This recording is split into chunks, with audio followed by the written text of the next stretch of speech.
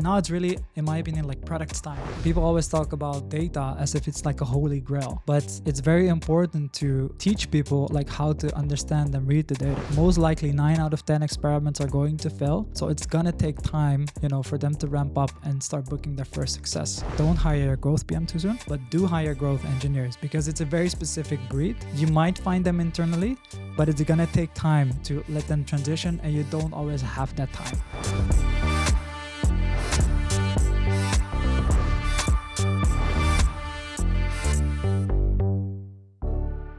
Hello everyone, my name is Marcin Kokott and welcome to Product Odyssey, the podcast series where we explore how to build digital products fundamentally better.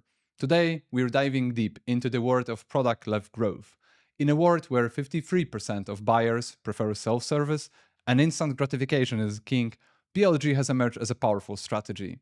Joining us today is Eli Geoffroy, a seasoned product leader who is currently leading Aleno's transition to PLG-driven model. We'll explore his first-hand experience, the challenges he's facing, and the strategies he's implementing to drive growth, as well as touching on technology leadership role, leading engineering teams, and making the right decisions. Whether you're a seasoned product leader or just starting your journey, this episode is for you. So, let's begin. Eli, great to have you here, finally. Very happy to be here. Perfect. For those who hasn't actually maybe scanned, as we are doing, your LinkedIn profile, can we start from the top, and can you explain, you have a rich history, how you have landed in your current job? What was your history with that? A rich history. I never thought someone would mention that about my professional experience. So I have worked in product for, let's say, about 7 or 8 years. I actually used to be an entrepreneur before, so I had my own startups, some more successful, some less successful. And at some point, I landed at Klarna, which is a fintech company in Sweden. So I worked there for 2 years on a product called Shopping, which was basically a product to allow everyone to shop with Klarna, even at merchants that didn't have Klarna. And then on top of that, we had a lot of cool features such as like cross-merchant wish list and so forth. It's one of the flagship products now. Definitely wasn't only my thing, but I definitely think I did like make at least an impact on that project. Then I moved to Product Board, which is a product management software. Really cool company. What I took away from there is really like how to do product management properly. So they cared a lot about like how to do user interviews, how to prioritize, and so forth, because they were making product management software. So I really learned about like the nitty gritty of like how to do product management. And at some point, I had some old Klarna colleagues who now worked at Aleno, and they were telling me, hey, we're looking for a product leader. Would that be something for you? Because we really enjoyed working together. And I was like, to be honest, I'm not really into hospitality. So we're like a restaurant management system. Right. Yeah. And I'm not sure if this is for me, but I'll go talk to the CEO and see, if it's something that I could kind of like, contribute something with, learn from, and so forth, because that's always important for me, that I can learn something in a new experience. And actually, I came out of that talk with the CEO like super hyped. He had like big ideas, big vision for, how to build this company further. And convinced, and convinced me basically like to join the company. That's now 4 years ago. So I've been leading the product development team there, which consists of product management, engineering, and design. And it's been a very wild journey. We scaled from, let's say, around 100 restaurants to over 3,000 right now. I had a lot of very high highs and some lows as well. But very excited to talk about all those learnings from Aleno and previous experiences. Perfect. And this will be probably the main topic that I would like to focus on, your experience at Aleno, and especially the topic that we have started in the introduction, so the product-led growth or a sales-led growth. But I guess that for everybody to just set the stage, can we maybe start with getting the acronyms right and the definitions right? Can you briefly describe in your way those two? Yeah, sounds good. So if you maybe take a step back and look at, let's say, the traditional model of growth within companies, it was something like, marketing was responsible for acquisition, trying to get in the new leads. Product was responsible for retention, making sure that, customers at least somewhat like the product. Yeah. And then sales would basically monetize. So they were responsible for doing demos, closing deals, and so forth and so forth. And there's a few problems with this model, right? Because it, first of all, leads to disjointed goals. Everyone is basically doing the thing and then throwing like everything over the fence. Second of all, it's a linear growth model. So you always need to pour in resources in marketing, in sales to sustain further growth.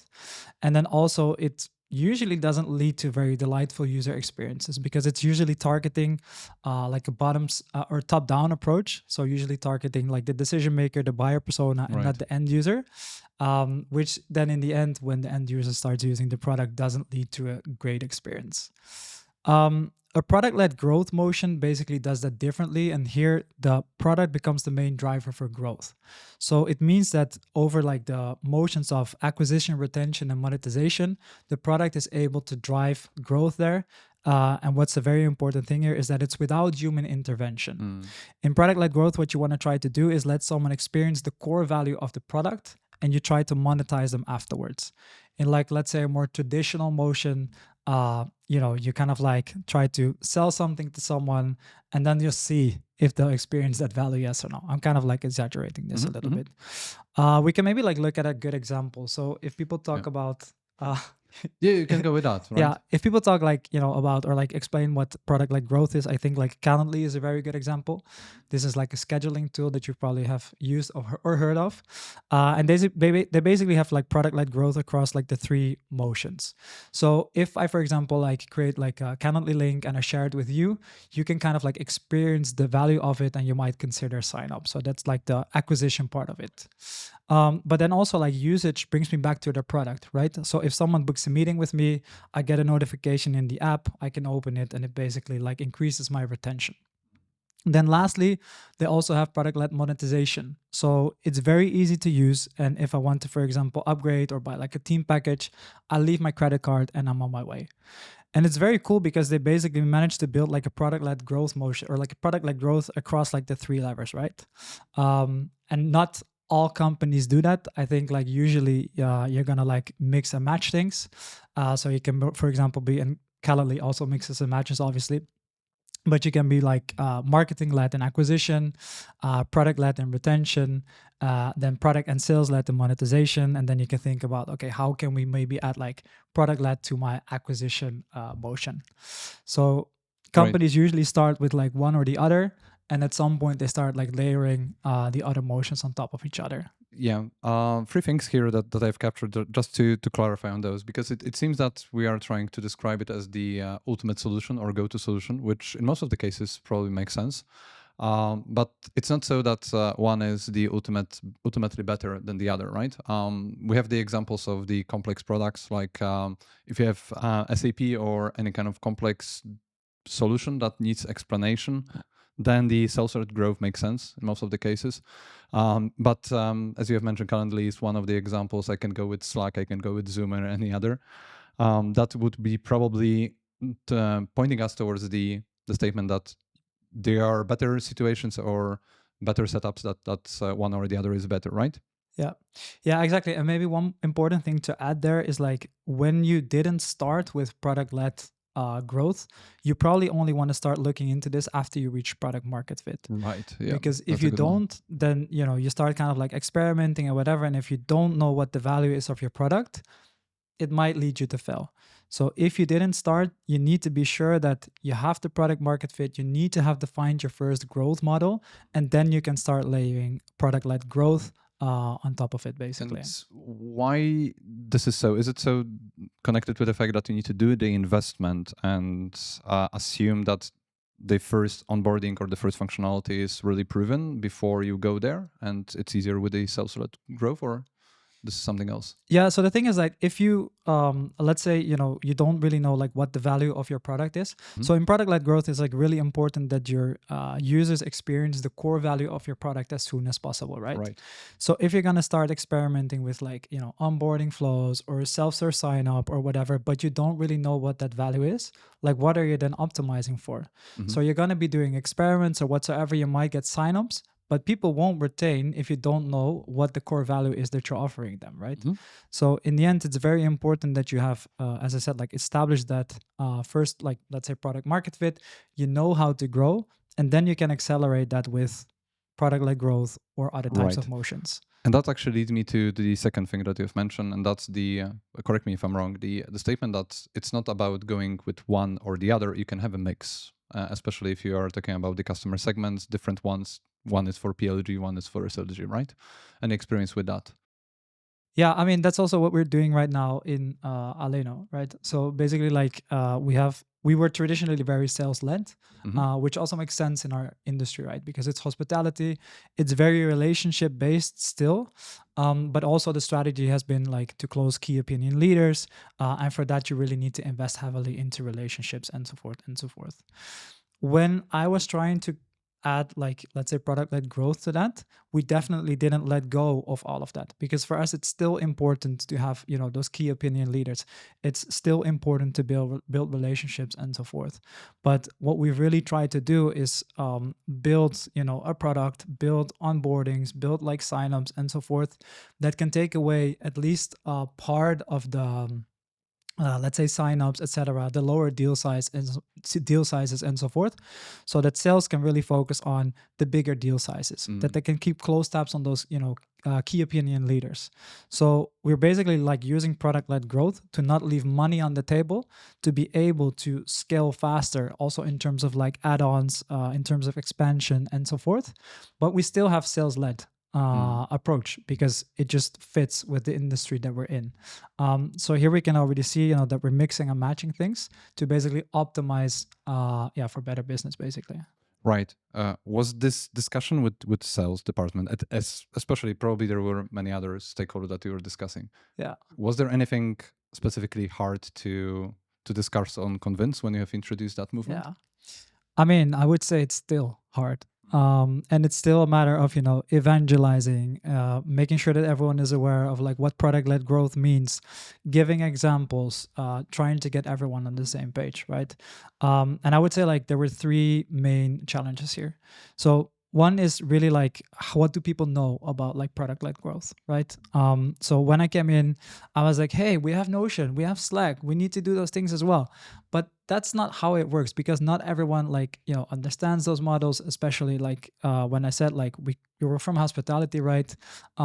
It's a very different world from Slack and Notion and etc. So that was the first and the foremost thing. So really like making sure that everyone started learning and understanding what growth actually means. And then second of all, like you also need to think about how you organize things, right? Because for example, if like part of your let's say deal flow is now going to be self-serve, and sales is compensated like on the basis of how many deals they close, you need to think of a different compensation model. So maybe like you focus more on expansion or whatsoever.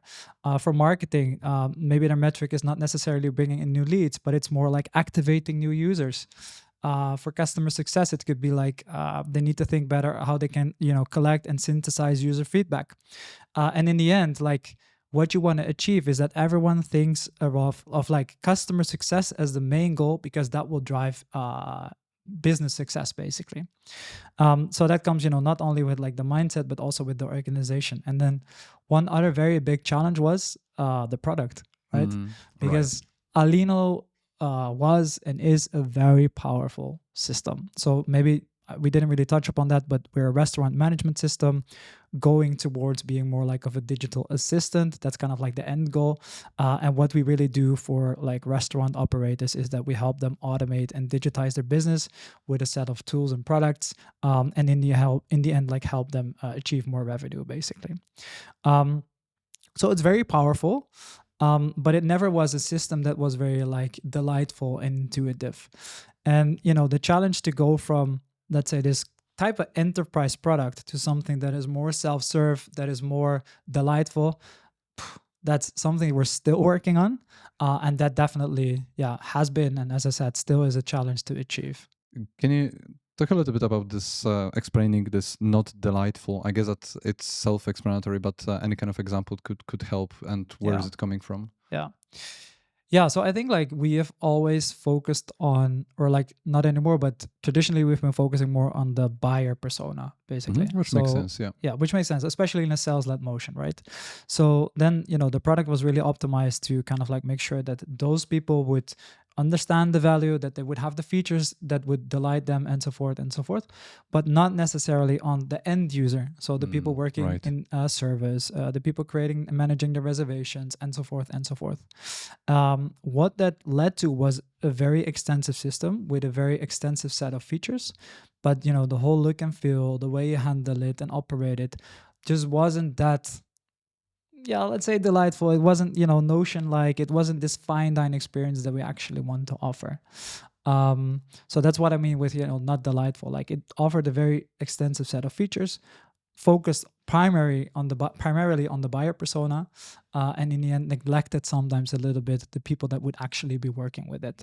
So eventually, you are focusing, which is a correct strategy. One would say that's on the fact that you are investing in the features that are giving you money, because that makes sense. There is a one-to-one connection. The buyer persona is having a budget and making a decision. Therefore, the features are bringing there. I can expect that for those who are thinking about transitioning, that will be probably the main blocker before deciding about the switch in this direction.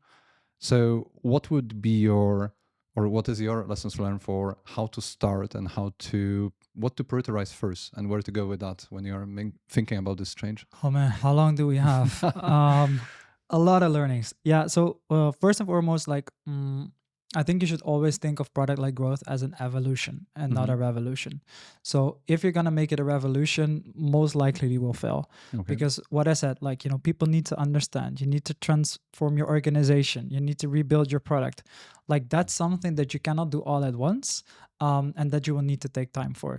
So to get people on board, including your customers, right? Because if you're going to be like doing this overhaul, all of a sudden you're not going to be focusing like on the things they maybe have requested or whatsoever, which is also something that is a bit like sales led. Hey, customer A requested this and we really need to build it now, and so forth. They're going to be thinking like, what the heck is happening here, right? So you really want to kind of like take it, you want to go all in, but not, make it a revolution to kind of like risk doing things in such a way that it's going to fail. So in line with that, I would always suggest to start small. So what really worked well for us is that we just started with adding a self-serve motion to our integrations and add-ons. Like, historically, like, those things were complex to set up. Sometimes they involve like human intervention. And what we really tried to do there is see, okay, how can we make this self-serve so that one, our customers like kind of like discover it better, and hence like know about it, and then two, can install it themselves. They don't have to go to anyone or whatsoever. Which three, should lead to more adoption, like more happy customers, and in the end, like less work for our teams, and then more scale. Because so this is one of the just to get it right. This is the one of the internal functionalities or functions that you have in the product, and you have decided to deal with that because this was the most complex area to actually introduce, or no, this is actually the easiest. So, easiest one. Okay. So let's say we have something very simple like a SMS feature, or we have an integration. Right. So that's just something that you want to expose to your users, and you want to make as simple as possible for them to start with, and you want to let them experience the value before trying to monetize them. So before, this was all like a little bit blocked. They needed to kind of like reach out to customer success or sales, have like a quote, and so forth and so forth. And what we did now is we expose everything in the product. You can start using it with a free trial, then you experience the value, and then you basically convert. That was sorry. One thing only. Is it still in the model that you've went all in with that functionality that you cannot contact sales, you cannot decide to talk with somebody before I will adopt, or is there still a hybrid approach that I can do it on my own, or I can actually contact somebody and explain and get a quote? Yeah, that's actually a great question. It's still hybrid. So I'm not sure if I like it, to be honest. It's a safety net probably, right? But it's a safety net, exactly. Okay. So there's still, I would say, a lot of fallbacks. People can still interact. And that's also what we see, that some customers also still prefer that, coming back to what I said about hospitality. But in the end, I do believe that the best way for us to bring, value to our customers is really to make sure that they can find it everywhere within the product, start using it, experience the value, and then decide if they want to pay for something, yes or no. And yeah, we've learned a lot over the past few years. before jumping Yeah. into this next learning, there will be a lot probably of that. You've mentioned that just trying to decompose this approach, we are going incrementally, having safety net still, which is makes sense. You've mentioned that you are doing that for giving users the right to try on their own, but probably also you are measuring this impact or the change. And I'm specifically interested in what kind of metrics you have set it up to measure this kind of behavior, and what was the target you've assumed you would like to reach with that? Yeah. With this specifically or in general? I guess it's in general, but based on the example, I guess that those functionalities and this move, that would be great, probably. Yeah, so there's like a few things, right? So if we look specifically at these examples, first of all, what you're just tracking is like, okay, so how many like users navigate, how many like actually, kind of like start using, and then like how many convert. So that's like very simple, just kind of like standard product metrics, I would say, to check, okay, do people like activate and do they then in the end like, become paying users, yes or no? And then you start like optimizing, right? You start experimenting with like messaging. So like, how do we get more people to actually start trying?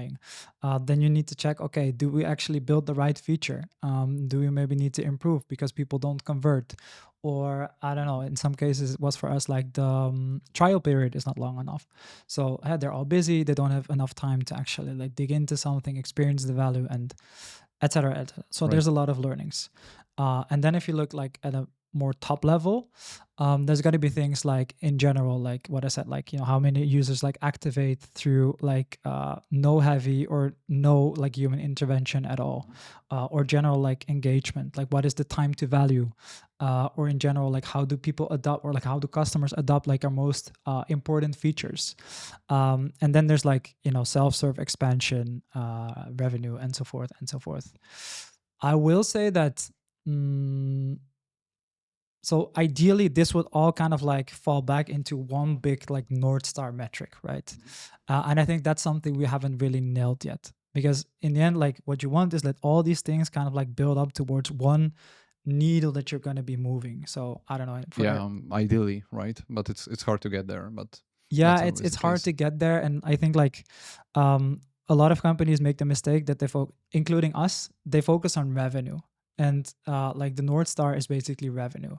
But what you would want is something that signals value to the user and to the business, right? And revenue would be an outcome of that. So for example, if you look at Airbnb, it would like be nights booked. Or if you would look at Aleno, an example could be number of reservations, like because that signals value for the customer, because they're running a better business. And it has like some virality, like it has a growth loop, because the more people create reservations via Aleno, the more people will see Aleno, and in the end, like the more people we probably get into like our funnel. But that's something we haven't really nailed yet. So, but that's actually pretty regular, right? That it would be great to have a true north, and this kind of one metric that tell you all. But one metric is useful for verifying if you are going in the right direction. But all those things, especially if you're mentioning that you're tweaking the approach, you're trying to get the user's behavior. Therefore, you need to focus on the different signals and different metrics which contribute to the true north. So I would say that it would be great if there is always one number. We are always, as a product people, around that. But it's hard to get. Yeah, definitely. When we are on the metrics, maybe a geeky question, but any kind of specific tools you use to monitor user behavior other than gathering like a data number of users which are using that, but any kind of UX scam or recording the sessions or interviews that you have used for that? Yeah, we actually use a wide range of things. So obviously Mixpanel, which is very nice to see like click behavior and so forth and so forth. Then we use Looker, which is nice because it allows us to build very comprehensive dashboards on like customer health and so forth, like number of installations and so forth and so forth. We use Hotjar to kind of like see how people interact, but I'm not so happy with it because people have like ad blockers. So yeah, it's nowhere close to the reality, right? You cannot get the right information. So, exactly. So we don't get like a lot of like feedback from that. I mean, that's like, I would say like Looker and Mixpanel are the most important things that we use for basically like generic tracking of like feature success, and then like general KPIs. And then there's like a very wide range of things that we do. So we try to synthesize like a lot of customer feedback. Right now, I'm kind of like building my own Notion template so that we can get everything into one place. But we're most likely just going to install Product Board because it's a great tool to get like insights from like different or like user feedback from different sources and then generate insights from those. And I mean, I can talk you through like some other tools that we use, but Yeah, it's I not all guess. related to PLG. Sure. This is my segue to that. I'm always trying to get our own toolbox also improved, but this is probably for my benefit. But moving back to, we've started with diving deeper into this first step, right? So you're going with the PLG strategy. You have a safety net. You started with the first functionality. You have prioritized that because it was the easiest one. What was in your roadmap, or what is on your roadmap that you start next for those who'd like to follow? Yeah. Oh man, there's so many things. So what we're, for example, doing like is we're experimenting a lot now with like both channeling and messaging Mm-hmm. to see like, okay, so how can we increase the activation and adoption for like some of the key things that we have built or are building. And in line with that, we're really kind of like revamping like the whole go-to-market strategy right now. Right. So that's going beyond actually just a feature. You correct me if I'm wrong. You are going to actually automate the onboarding also and reduce the need for sales contact. Is that right? Yeah, that's not what I was going to, but that's also something that we're looking into. Right. Okay. So like what I was going to say is that for now, like what we really try to do is like, okay, so how can we convey the value of like whatever we do better so that we get like more people to try things out like by themselves basically. So we really want to kind of like because if you look at a lot of products, so including Alino, like there's a lot of basic things like missing. So like monetization awareness is very low. So like, you know, the basic feature walls with like, hey, we have this cool feature, but you need to upgrade these and these are the benefits. They don't always exist. It's not always clear like what the value is, or like a customer cannot easily see like, hey, if I would do this and this, what's the ROI, and so forth and so forth. So what we're really looking into is like, okay, so how can we build all of that like into our go-to market? So that like includes a lot of experimentation with different messaging, different channels, but also like, okay, how do we really convey the value of what we do in the product?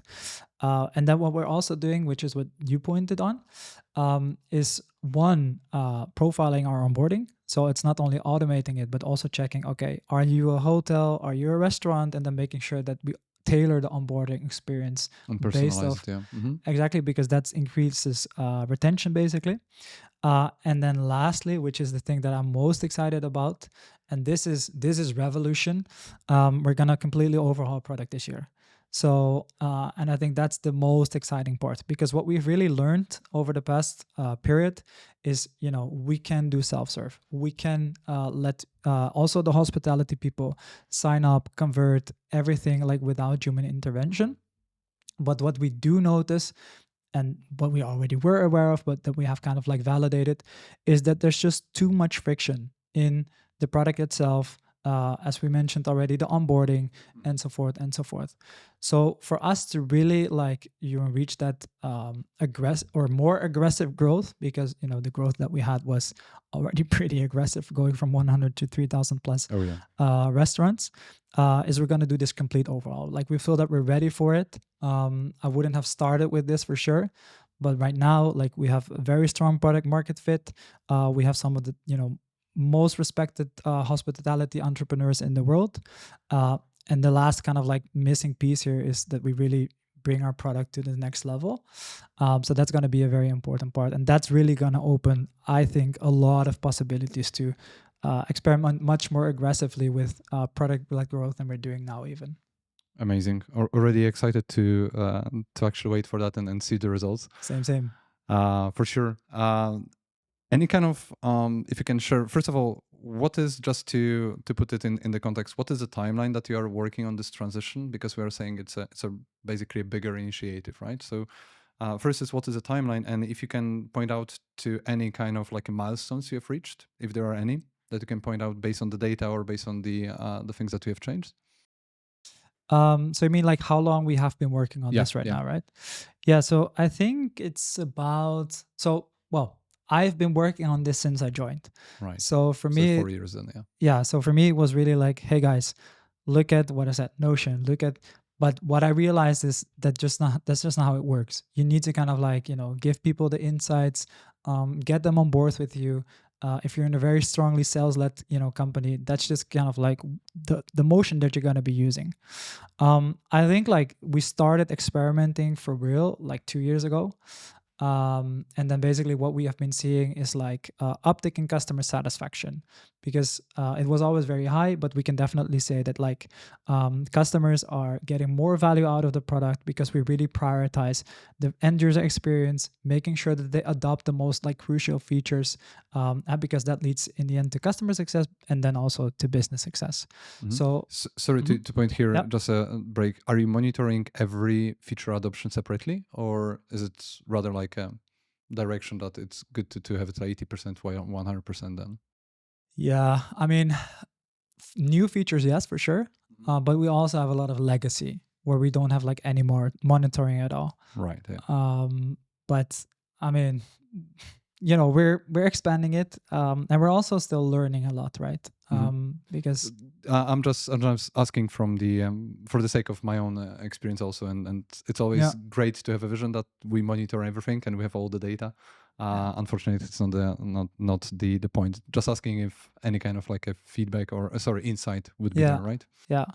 No, I mean, so the answer is no. But the let's say newer things like a mandatory thing there is really like, okay, if you're gonna be building this feature, which needle are you going to be moving? Mm-hmm. How are you going to track that? Mm-hmm. Which KPI or OKR in this case is going to be affecting, and so forth. Right. And then you really want to also build time into your roadmap or whatsoever to follow up on that. So you Okay. cannot Okay. just release something and then kind of like let it be. So you're gonna be Yeah. measuring, Fingers crossed. monitoring, Yeah. exactly, and then like following up. Okay. Okay. So sorry for stopping you there. Coming back to this one, I'm still interested in if you can point out to any kind of milestones that you have reached over those 4 years, or any kind of noticeable moments that you remember. Yeah, yeah. So what I said, like the end user satisfaction, in the end, like adoption of features, I think are two very crucial things. Then like self-serve revenue. Mm-hmm. So we've definitely seen like an uptick there. And I think like that's yeah, a great kind of like proof that this is really like a path, like the right path that we took here. And then like in terms of milestones, I mean, there's so many. So going from the first customers like self-serve installing something to like finally figuring out like how we can really drive adoption for like the most crucial features, to building like self-serve tooling for internal employees as well. So we are always very closely collaborating with sales, customer success, with Mm-hmm. marketing, because that's essential. And what's super cool to see at Taleno is that they're actively engaging with dashboards. They're checking customer health, but also like for expansion, checking like, okay, so which group would be a good group to reach out to, given like what we know of them, like based on the data. Checking, hey, if we launch a new feature, how is it converting, actively supporting there. Also, when you look at marketing, like traditionally they're very focused on just getting new leads in. Now they're also looking into, okay, how can we as quickly as possible activate users, or how can we reactivate people, Right. Yeah. and so forth for like integrations or whatsoever. So like we're focusing a lot on hotels, for example, and there they're really like looking into, okay, so how can we make sure that we don't only sign up new customers, but also how do we activate them then, or how do we activate existing customers given all the things that we have built for those. So those are just like a few examples, I would say. And in the end, like it's just the overall thing, right? That you see that the organization is slowly transitioning to this motion of like not only being this like relationship based business, but really, yeah, let's say this disruptive startup that is going to kind of like disrupt this whole industry. Okay. That's exciting journey that you're on, and you'll still be there, right? It's not just a point in time that you have finished. Were there any specific hiccups or failures that you would now know how to avoid or recommend to anybody following that to watch out for? Yeah. way too many, to share here. They empathize with the people in your company. So I think that's one of the things that I maybe didn't do right in the beginning. So like, as I said, hey, let's do HubSpot, let's do Lotion, let's do Slack. Like that just doesn't work. Understand like what they know, understand what they might be afraid of, because as I said, like, this will change the whole model. And also like, help them build the narrative, or like build and help them understand the narrative, right? So for the CEO, it's important to also understand, like, if we do this, what would it bring? What are the possible risks? What are the investments that we need to make? That's something that I would definitely have spent more time on if I could do it again. Okay. Then there's a few other things, like if you look at hiring, for example, don't hire your growth PMs too soon. Because it takes a lot of time and effort to learn about your customer. And if you hire a growth PM without having really like prepared your organization for it, they're not going to have time to kind of like look into those customers. So they're going to try to get like quick wins, which most likely will fail. People will not be ready for like the whole, let's say, growth mindset, because there's a lot of experimentation. Most likely 9 out of 10 experiments are going to fail. So it's going to take time, for them to ramp up and start booking their first success. Oh, that's a good one. Yeah. Yeah. And then like, if you look at hiring engineers, I would actually say that you should hire people externally. So with like a PM, I would say like, find someone who's like close to your Educate, growth, business, yeah. and kind of like grow them into this growth PM. But if you look at like engineers, like core engineers, to call them like that, they're very focused on delivering like code at the highest bar. Because that's what they've been trained. Like they need to build like reliable, scalable systems. Yeah. And technical perfect solution. Yeah. Exactly. And that's something that's very hard to unlearn. So now if you put an engineer in growth, they need to now be scrappy, they need to be experimental, they need to come up with solutions that maybe are not like based on picture perfect design. So I would say like, don't hire a growth PM too soon, but do hire growth engineers, because it's a very specific breed. You might find them internally, but it's gonna take time to let them transition, and you don't always have that time. Oh yeah, it's the first time that I hear this naming, growth engineers, but it totally makes sense. Totally makes sense in this context. Yeah, and I mean, there's so many other things, like investing in your data obviously is very important, but then what's also very important, investing into data proficiency. So people always talk about data as if it's like a holy grail, but it's very important to teach people like how to understand and read the data. So maybe to give a concrete example, so we had like an integration and it was converting very well. So a lot of customers were installing it and so forth and so forth. But then at some point, if we were looking deeper later down the road, we actually saw that churn was higher amongst these customers. If you don't like teach people to really like look at the overall picture, to dig deep, you're gonna miss like, yeah, exactly, you're gonna miss important signals. And in this case, like, yeah, it's a very sad thing, if you have like people churning after they think like, hey, we converted them. Yeah, we have a success, right? We have so much activation, but then we didn't notice that after half a year or 3 months or so, they are just going away, right? I'm actually pretty interested in one aspect. You've mentioned that you've actually you're suggesting to go for the growth engineers. That means that basically you will change probably the structure of the development teams. How you have evolved that, and were there any kind of actions you were actually doing to change the organization? I mean, like different teams. Have you started with a one new team to focus on the different strategy, or was there anything else to learn from? Yeah, we did. And one important thing here is like, sometimes people debate about, okay, where to put like a growth team. So should they sit in product? Should they maybe sit with marketing or whatever? Yeah. Always put them in product. Because what I said before, like, we want to have an evolution, not a revolution. So if you're going to be putting like a growth team somewhere else, it's going to feel more revolutionary, because all of a sudden other teams are now going to be working on product things, and it's going to be new, it's going to be weird. So keep them in the product team. So we actually did start a growth team, and I can really say that we really fucked it up.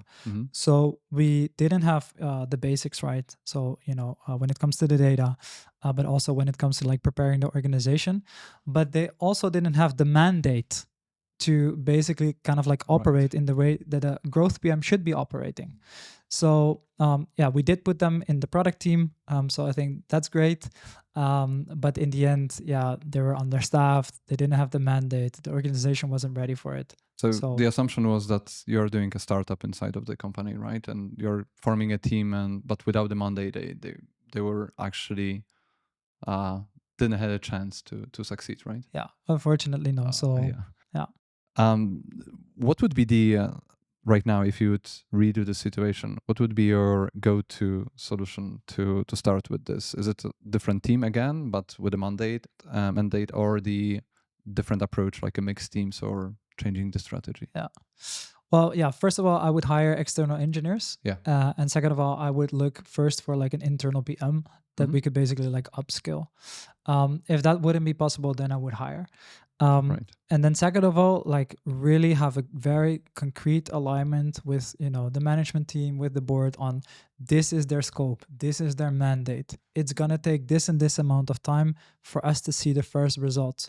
We need marketing to also, be involved there because they need to, as we said before, help with activation and so forth and so forth. So basically really like pave the way for them so that they can really start working on the experiments that they need. And obviously like we have really improved our data.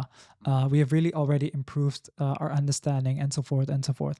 So I would say actually now would be a very good time to hire someone to onboard a growth team again, Mhm. but really with the boundary conditions that I just sketched. Yeah.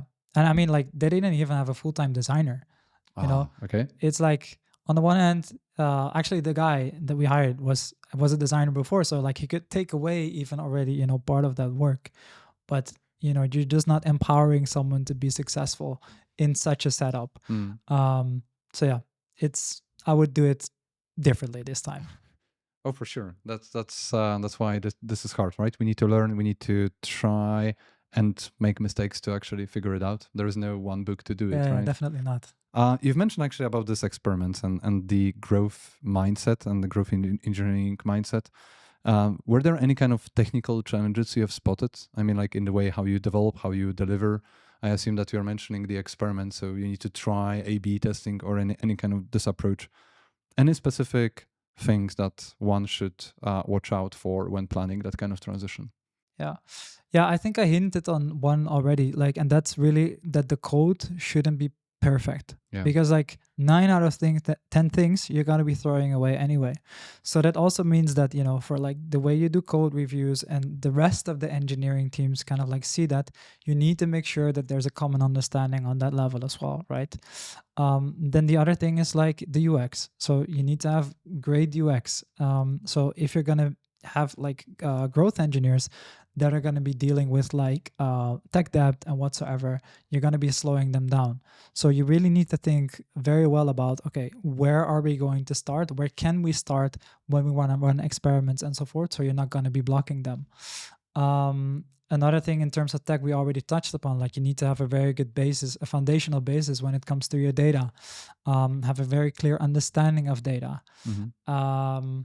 And then, yeah, I think like technology mostly is an enabler in this case, because we have so many tools to operate fast, to really get like good insight on what people are doing.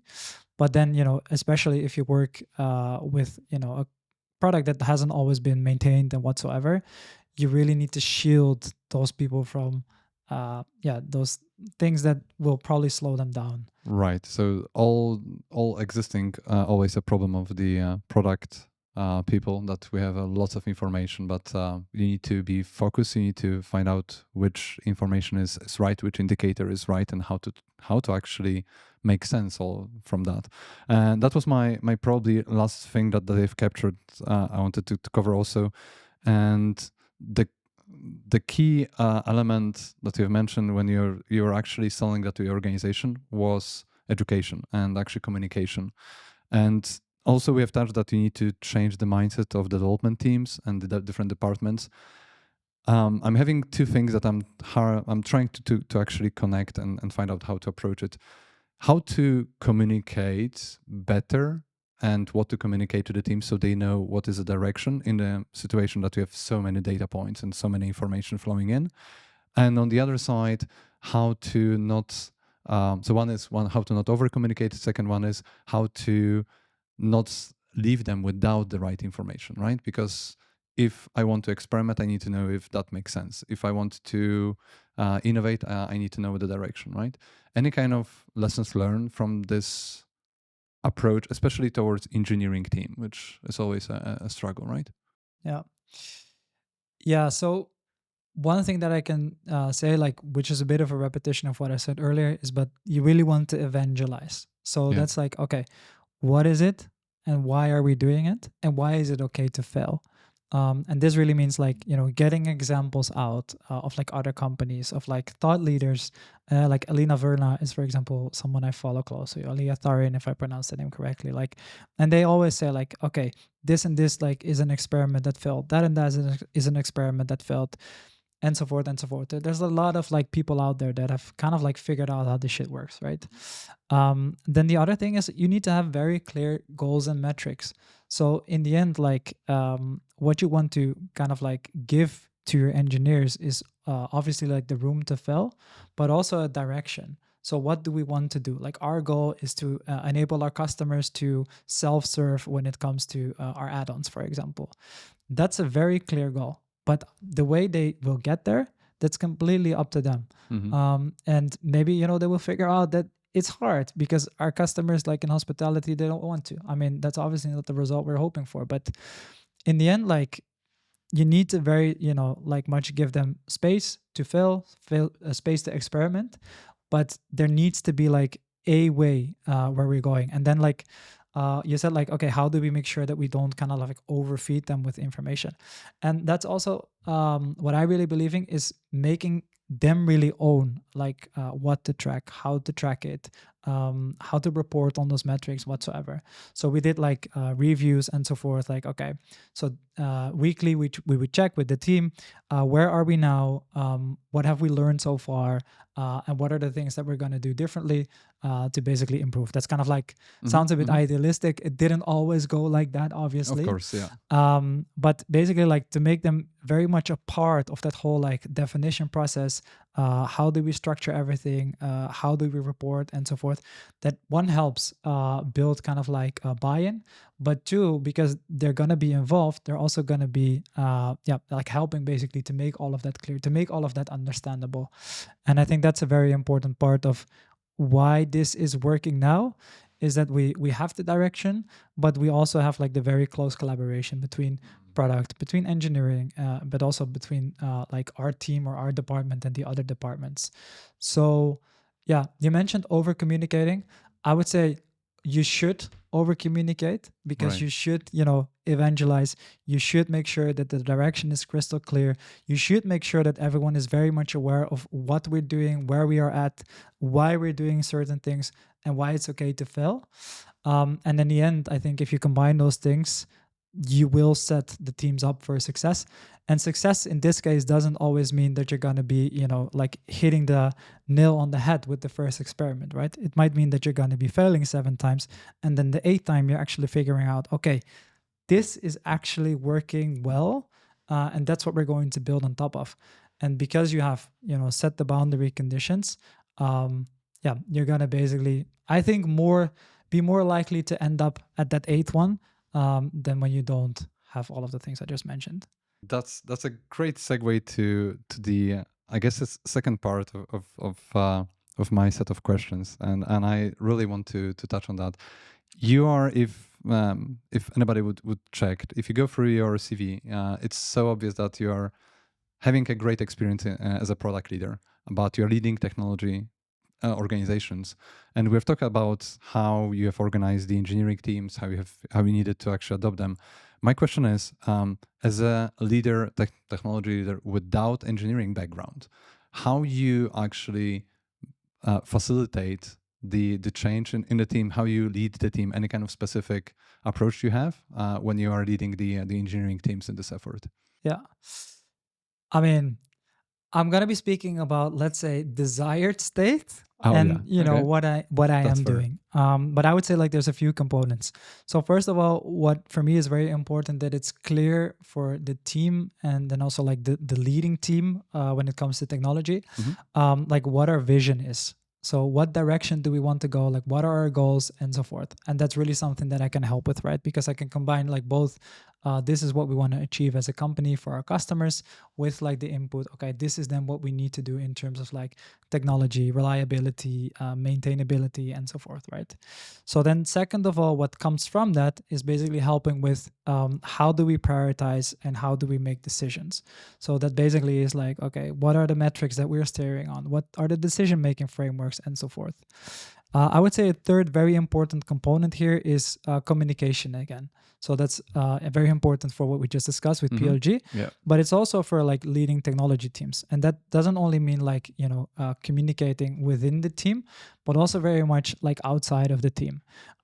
So I think one thing I can really do to build trust with the engineers is making sure that I have fully understood, why we're doing things, and then I can again like evangelize that to the rest of the organization, so that it's baked into the product roadmap. Everyone understands like this is why we need to do it, because it's going to help our customers with XYZ, or it's going to make our engineers X% faster. We cannot always quantify it like that. Right.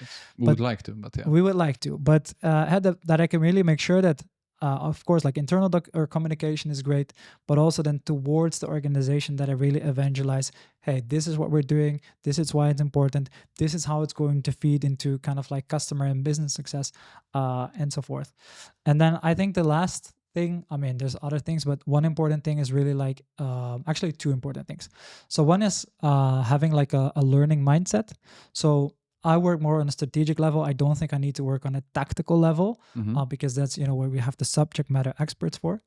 But I do really like to understand because, then I can really kind of like, better talk with them and kind of like spar with them. And in the end, like also better explain it like to the rest of the organization.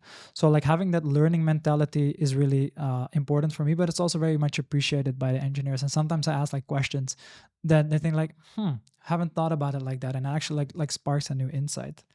And then the other thing that I wanted to mention is empowerment, right? So it's very important for me that everyone has like the tools to do their best work, that we have like the people to do their best work. So like focusing on hiring a lot and like how can we raise the bar for new hires, which is like a topic on its own.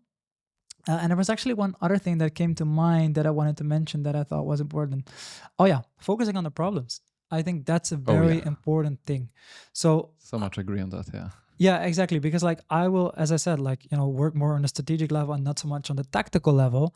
So by focusing on problems, like, we have, I don't know, bugs, or we don't have good enough performance, or it takes too much time to onboard people, and kind of like, asking why and digging into that, that's actually helping the team to, narrow down like what to focus on again. So to make a long story short, I think like my role really revolves around like, setting the direction, and then helping define like the problems and the priorities, basically, communicating and evangelizing what we're doing and why, and then making sure that we have like the people that are feeling empowered and have like the tools and the colleagues to do their work properly. Right. Helping in problem solving is another way, right? And finding the root causes and the bigger picture. That's something that you have visibility, so you can help with that. Yeah. Any kind of maybe I'm shooting here without the knowledge of the exact state, but experimenting and pushing team to try out and throw away the code. Definitely not a known thing or accepted thing worldwide. That creates a technical debt. That creates probably a hustle into how to maintain the quality of the code. Any kind of specific tools or approach that you have used to monitor or to manage that inside of the teams? Yeah, I would say it comes back, to setting the direction and the metrics. Right. Because in the end, like one of the, let's say, things that are important for us are maintainability, right? If we don't have like maintainable code, in the end, it's going to jeopardize time to market. It's going to jeopardize the stability of the system, and so forth and so forth. How you measure that? If any kind of specific example on the maintainability? Yeah, well, it's very hard to measure, but it's like, something that we have as an ambition. Like we want to have like maintainable code. Or actually like the ambition is like to have high quality and reliability. And then one of the things like that comes from that is that we want to have like a maintainable code, right? And then here, like we set we basically discuss on a per example basis. So let's say we have a framework, we want to be like at max 2 years behind, or like 1 year behind, or something along those lines. And then from there, it's again like a prioritization thing, right? Because if we would, let's say we use Meteor still a lot. So let's say if we would now like upgrade to Meteor, what version are we? Well, let's say to version whatever. I don't know what version we are. There's a lot of like direct customer impact that would come from that, right? So if we would upgrade, we're gonna have like better performance and so forth and so forth. So it's an easy case for us to make. Or we have like still files that use Blaze code. That's like very old, like like old shit. And basically, like for us, to like make sure that we have like less bugs, make sure again like that we have the people that can actually like work on our system, because there's less and less people that can actually work with that. We need to really get rid of it. And then it becomes again, like, okay, how do we prioritize? So what is the vision? Where do we want to go? And based off that, we say, okay, so this we do then, this we do then, this we won't do anytime soon because we're not so far behind. It's not like really impacting the developer experience or performance or whatsoever. And that's like always a bit of like, I wouldn't call it a negotiation, but it's always something that we're kind of like, discussing. And then at some point we build it into the product roadmap, and that's when the negotiation starts as well, right? Because I need to get like the buy-in from the rest of the management. Like, hey, instead of building feature A, we want to dedicate, I don't know, 2 weeks to getting rid of this and this, or we want to upgrade this and this framework. To give an example, like we use Node.js in the backend, and we need to upgrade it because I think before January or something, like we're gonna be too outdated and shit's gonna hit the fan. So that's a very clear one. But there's also gonna be things like, as I said, like upgrading Meteor. Do we really need to do it now? If we can make like a strong case for that, like I have a much easier discussion and we kind of like, bake it into the product roadmap. But here is again where it's important that I understand why we're doing things. And again, that we have like a clear framework so we can really decide and discuss what to bring there. And then, then I start negotiating about like, okay. Right. So you are actually ultimately making a decisions. That's the biggest, what I understood basically, that the biggest value that you have. You bring the vision, you bring the clarity, you help to make a decision. But to do that, you need to build a business case. You need to understand it, right? And even if you are not technical understanding of every aspect or pros and cons of this, it's important for you to be able to make a buy-in or create a alignment on the stakeholders and make a decision, right? Yeah. So what I really need to understand, and we always make the decision together, right? So it's a very, let's say, democratic process. That's of course, yeah. So I facilitate, I would say. And for me, what's always important, okay, so how is it going to impact the things that we find important? So like quality, reliability, making sure that, the system is coherent for our end users and so forth and so forth. And then in the end, what we basically check is, okay, so what will move the needle the most? And from there, then it's going to be me, basically kind of like, doing the evangelization and whatever that we've been speaking about before. So, and what's very important here is I do need to understand the trade-offs that we're making, right? Right, yeah. So I really need to understand like, we can go left or right. Left maybe has the downside that it's going to take us, I don't know, 2 more weeks. But in the end, we're going to be good for, 3 more years. Right, it's going to be only 2 days, but we're going to need to revisit it in, half a year from now. And besides, we don't get like a performance upgrade or whatsoever. And that's always kind of like what we try to uncover. I've seen a lot of examples of the situation that we are focusing solely on the benefits, right? We are trying to say that this is the most beneficial thing that we can do. We should do that. But then you have 7 of those and on the roadmap, and you need to prioritize. Without the trade-offs, it's hard to actually have a clear picture what is there. Any kind of advice you would give, or you would like to listen 5-10 years ago as a non-engineering leader entering this product world? Well, first of all, like set crystal clear goals. I think that's the most important thing. So really work with your team. Like there shouldn't be ambiguity, because that's when people like start to feel like, can I really trust this guy? Then second of all, like and I think I've always been doing this, but I think it's important, like trust the expertise of your people, like empower them, make them feel empowered. Again, like don't do the tactical work, right? That's not going to be on you. Have that learning mindset is very important, which is also I've always been doing. And I think like the superpower that I can bring as a, let's say, I mean, I did study computer science, so maybe the kind of like I didn't fully finish it, but I would have I have like some sort of background. I just like coding and whatever. It's really not my craft. It's actually funny. Like I was recently writing like a very small piece of code as a joke to one of the team members, Okay. and I actually fucked two things up. So the result of my code was actually that the outcome of the function was 0. So I was able to correct that. But when I was doing so, I actually made a typo. So then the guy was checking it, said like, you made a typo. I'm so glad that we do PRs. So long story short, like I'm just very bad at coding. It's really not my craft.